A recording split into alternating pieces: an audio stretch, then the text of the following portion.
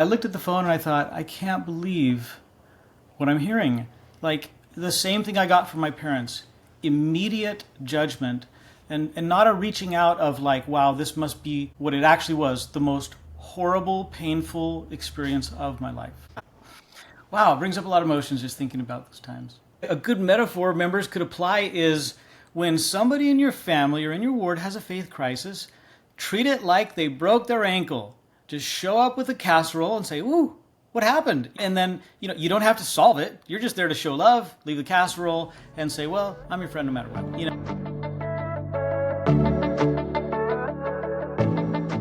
Why I Stay family, welcome back to another episode of the Listen In series, which we are like at the end. This is episode 8, and I actually have 9 total. I said there was going to be 8, but lucky you guys, there's more. So today we have with us Rob Tobler. Rob is coming in from Hawaii, that lucky duck. You can't see him on the screen, guys. He's just he's shrugging like, hey, don't hate. But if you are new to this series, the Why I Stay podcast is my passion project where I bring members of the Church of Jesus Christ on to explore why they choose to stay despite difficult experiences that they've had and that journey. I found myself realizing I really lack empathy and understanding in terms of why people would leave something that I cherish so much. And I started with like 0 communication skills, and I think the episodes have been getting better and better. At least I feel better and better about the way that I'm showing up for these amazing guests who have put their hearts out on the line and are willing to share their experience. So today we are just going to listen with our hearts open. I always start out with the scripture just to set the tone for me and what I'm hoping to get from this. And this one today is Romans 13:8. And it says, "Owe no man anything but to love one another, for he that loveth another hath fulfilled the law." And so even if we don't agree, we don't need to agree. I don't have to have Robert's experience and feel the way he feels. He doesn't have to have my experience and feel the way I feel. The only thing that we owe each other is love. And I'm trying to just set aside my prejudices. I'm setting aside my pride and my vanity and even my own experience just for a little while, just to hear Rob and see where he's coming from and hopefully learn how I can be a more Christ-like listener and friend to those who are experiencing faith transition. So with all of that being said, Rob, are you ready to be rapid fired some questions at you first? We'll get into the rapid fire, get to know you questions, and then the discussion. So are you ready? Let's go. Let's go. Rob, how old are you? 51. Do you have any nicknames? Just Rob. Yeah, no. Rob is the nickname. Yes, yes. When I already divulged this, but what state do you live in? I live on the island of Kauai, Hawaii. There you go. There you go. Current hobby? Hot yoga. It's a new thing for me. A favorite food? Salad. What is a controversial opinion that you hold? Something light, like everybody loves Crocs, but you hate them. Coffee smells way better than it tastes. What is your biggest dream? Retire ASAP, move to Spain, and be based out of there to do humanitarian service for the rest of my life. Cool. And lastly, what is something about you that is the same now as it was when you were in high school? Still love Jesus, and I like to make people laugh. Beautiful. Thank you for indulging me, and we are going to move straight into the discussion questions. And the first one is, let's start out with your background in the church. Did you grow up in the church or were you a convert? Tell us about that. Yeah, I'm a 5th generation member. I come from the Stuckey line. There's been stories told about my ancestors in General Conference. And I've been a member, I got baptized when I was 8 and have been a member ever since. Okay. And where do you currently fall? So this is kind of like a 2-part question. What is your belief system now? You said you still love Jesus. What's your belief system now? And where do you currently fall on the LDS spectrum? Some people say like they're mentally in, physically out, like they're a former member with records removed. Like, where are you at? Yeah, I describe myself as a heartbroken member. I am a member of record. I wish I could believe, but I don't participate. Okay. And that's why I like to ask, is because it's so nuanced for everybody. Like everyone's at a different spot in that transition in their journey. So I think it's an important question to ask and something that I'm going to continue asking as I have these in-person conversations with my own friends and family. So let's get straight into, when did you start to have a faith transition? How old were you? Where were you at the time? And what did that feel like? Well, I served a mission in Argentina without really having a testimony, but desperately trying to get one. And studying the gospel, the scriptures, has been a lifelong pursuit of mine. My wife bought me my first volume of the Joseph Smith papers in 2008, and I just dove into that and loved it. At that time, our family started to have some real problems. My kids, who were, straight A, goody kids, we were in Washington State when marijuana was legalized, and that led to some problems. And as I was studying the Joseph Smith papers, I found some things that were very difficult for me. And at one point, my son, who was not wanting to participate in the church, said, "Dad, your religion is a pile of poop," except he didn't say poop. And I responded kindly, but it just created a resolve in me, like, I'll show him, I'll prove him wrong. And so I just kept working through the Joseph Smith papers. Okay, interesting. So how long ago was this, when you said 2008? Yeah, so I really started in 2008, all alone. I became kind of an online apologist, and my wife, who is a convert, she's Hispanic, and as a result, she was selected to be an extra in the church's Bible videos, which they filmed in southern Utah. So she and actually my kids were in several. She had a very interesting experience where in between filming, she was just with the other extras in the tent, talking with the actor who portrayed Jesus. And when she came home from the filming, I said, "Well, how was it?" She says, "Oh, it was a wonderful experience." She says, but I found that when I was talking to the Jesus character on set, it was surreal, and I couldn't keep eye contact. I felt inadequate." And she says, "I don't ever want to feel uncomfortable in the presence of the real Jesus." So she started really studying the New Testament and Jesus' life. Meanwhile, I secretly am really starting to get into the Joseph Smith papers, and our children got into more and more trouble. We threw ourselves into therapy. Our therapist was a Latter-day Saint, and after about a year of this, the therapist one day said, to my wife, "I don't think you really understand Jesus' atonement." You could not have said a more hurtful thing to her. And so what did she do? She just tripled down on her study of the life and mission of Jesus. Meanwhile, my testimony is falling apart. I feel so alone. And as a result of some of our children's struggles, we chose to move to Hawaii. No job, we didn't know anybody. We just thought a new school, new set of friends might help them. I served as stake executive secretary, and my last calling in my ward was seminary teacher. And then COVID hit, and I work as an air traffic controller, so I have to work a lot of Sunday shifts, but my wife and children could attend, but the children were starting to lose interest, and my wife was going to church alone, and one Sunday morning, as I was preparing to go to work, she says to me, she says, I don't want to go back to church. Which shocked me. I mean, this is the most... In fact, my wife she so tried to share the gospel on social media that our bishop unfriended her because it was just too much, too many quotes, too many scriptures and stuff. But anyway, so I was shocked to hear her say that, and I, wanted to comfort her, and I said, "Well, honey, I'm sure, I said, look, everybody's got issues with the church, but I'm sure you can resolve this." And she said to me, she says, "Oh, do you have issues?" And I said, "Well, yeah, but I don't want to tell you what they are."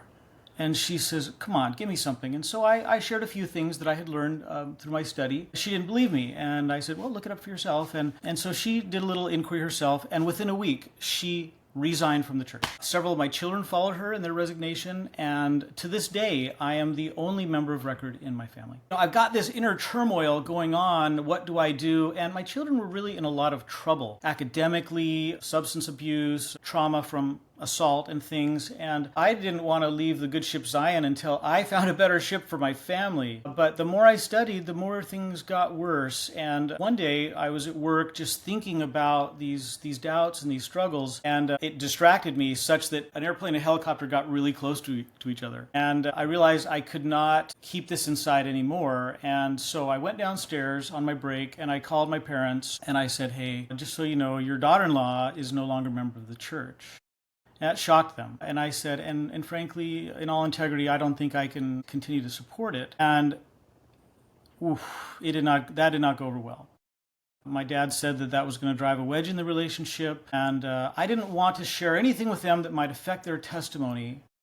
But sure enough, months went by before my father would even talk to me. And wow, that was a really difficult time. So I called my siblings to let them know.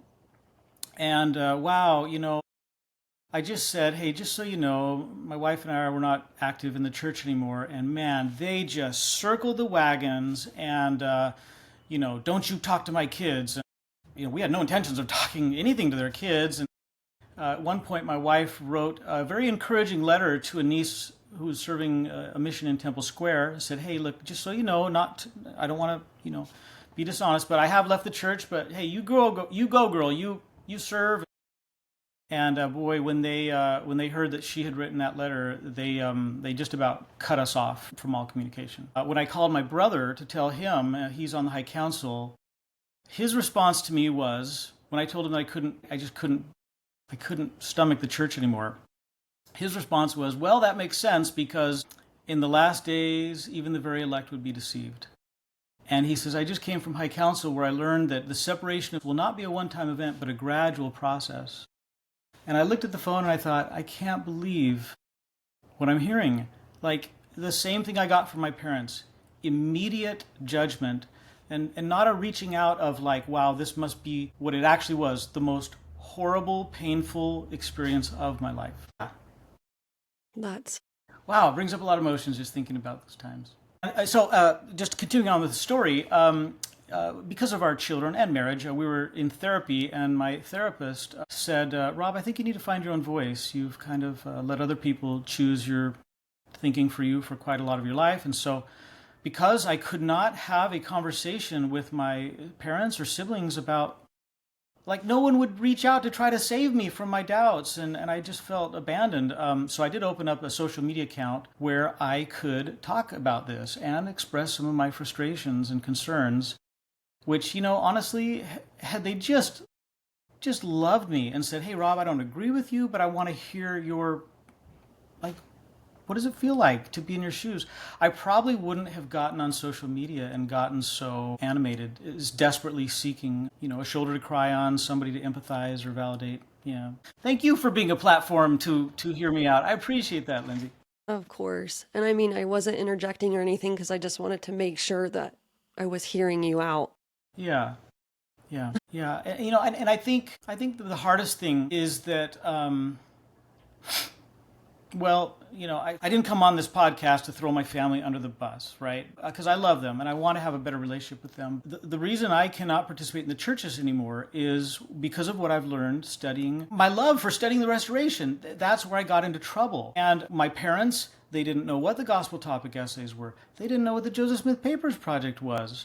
And they just assumed that, I was inactive for other reasons, wanting to sin, or because maybe the Lord hadn't answered my prayers about my children's struggles. And that is the furthest thing from the truth.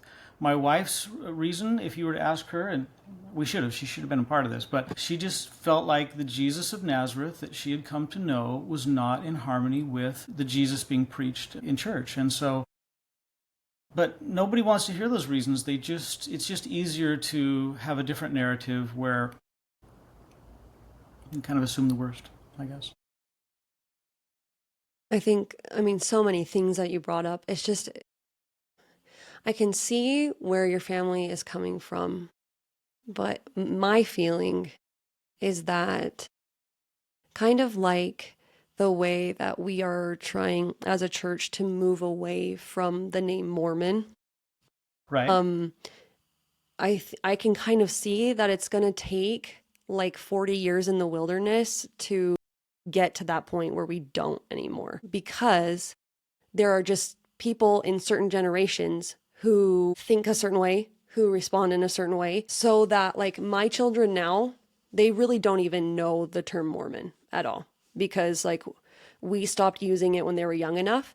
What I'm hoping for, in the parallel I'm trying to draw, is that what I'm hoping for is that like surely, slowly, surely, we will get to a point where people can hear someone say, Mom and Dad, I'm not active anymore. I'm struggling.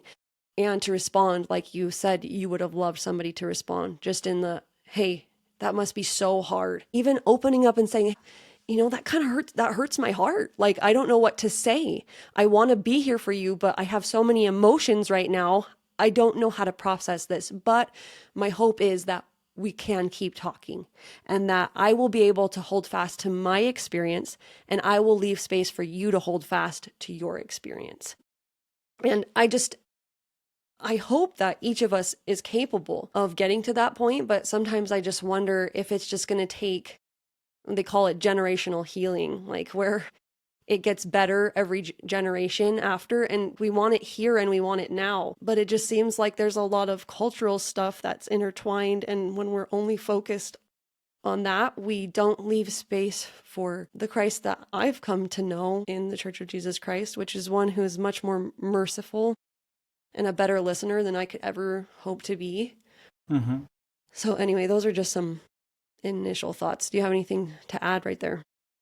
Yeah, I just, and with my ward family, I was the seminary teacher, and my wife resigned. I'm sure they saw that come through in their records, but nobody reached out to me. We hosted 2 game night parties for the bishop, the stake president, and all our ward friends, and nobody breached a conversation as to, hey, why did you leave? Or why haven't we seen you at church? It just felt like I was the one sheep lost, and the only energy was focused on keeping the 99 and not going after the one. And it was heartbreaking. It really was. We need to be better. We need to do better. Every individual situation is different, but like if I could just get into people's ears, like it's awkward. Nobody wants to say it because it feels awkward, and we're afraid that the reason you left is because of us or something. You know what I mean? Like we don't want to make it worse. For me, I'm not so much afraid that like, oh, they're going to take me down too. I know that's some people's fear, maybe, I guess, but like for me, it's just like I just don't want to make it worse, and that's what keeps me silent. But what my last episode said and what you're saying now is that like it would have actually meant a lot for someone just to bring it up instead of it being this like awkward elephant in the room. Are they talking about it behind our backs? Like, why can't anybody just like say something about it? Is that what I'm hearing from you? Yeah, and I mean, I had fear pulsing through my veins, and I could tell that the fear was kind of the dominating emotion. Sure. Um, and really, the words that I heard were, judgmental or critical, and there was nothing like encouraging or loving, like, hey, you know what, no matter what, we're family, or I'm sure you made your best effort, or, it was almost like they would have preferred to just avoid actually picking up the injured one on the road to Jericho, and they'd rather just go to the temple and just put my name in the prayer roll. And I thought, I just want to have a conversation. I just want someone to, offer what you're offering here. Yeah. Yeah, nobody knows how. Right. I think that's what's interesting about this. I'm just not seeing what I'm doing anywhere else, and that's not like to pat myself on the back or anything. It's just like I just think no one knows how. And maybe in certain families and certain circles there have been really accepting and loving circumstances, but I don't think that's normal. And so from a member, active believing member's point of view, I'm listening to these episodes thinking like, we've got to do something. Like, we have got to do something. And not just because, yes, like I will admit this right now.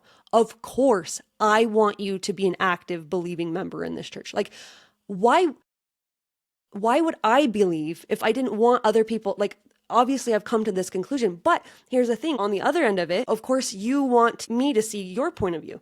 We all have that need, and we just need to leave space for that. Like the fact that, yes, I do want to reconvert you. I would love for you to be a part of this thing that I love again. And I guess the word is and I want to love you and know you as a friend, as a neighbor, as a human, and work with that. How do we work with both of those things without coming across like, I'm only here to convert you, or like, I don't care at all about you spiritually. I'm just going to be your happy friend that we can just talk about football. I feel like it's really tangled. It's really difficult.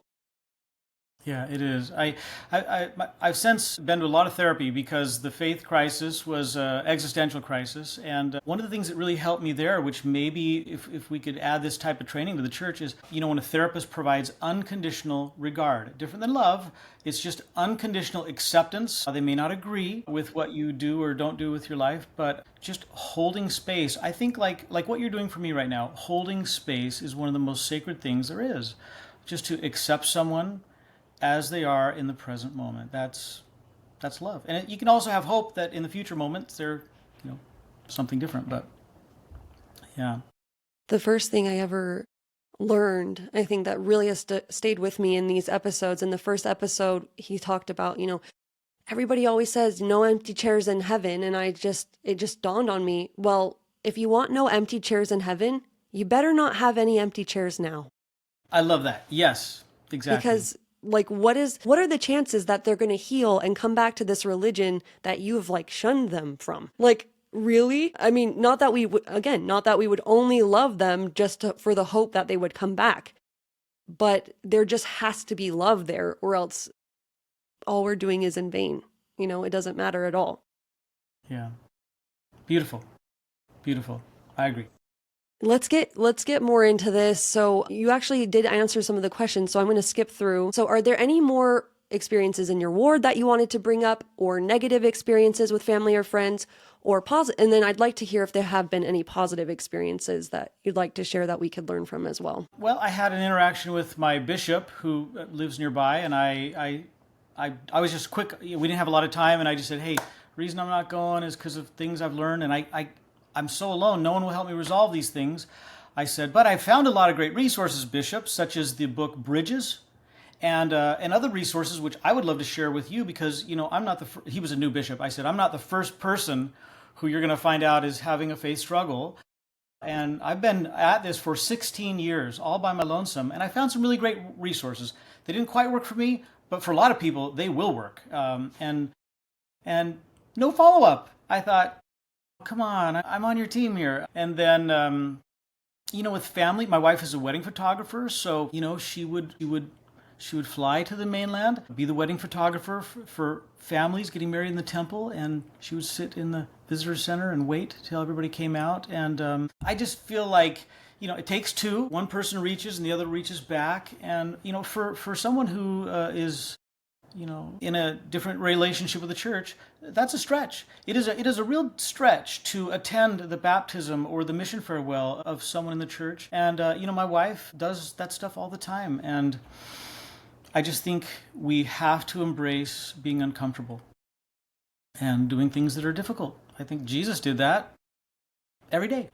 What would you hope for? You said she comes and she sits and she waits in the visitor center, and you were hoping people would reach back. What would have been meaningful to her in those situations, do you think? It could have been something as simple as a hug and saying, I don't understand your change in your beliefs, but I bet it was the most difficult thing you've ever been through in your whole entire life. Because, you lose your community, your sense of purpose, you lose so much. So something like that would have been meaningful.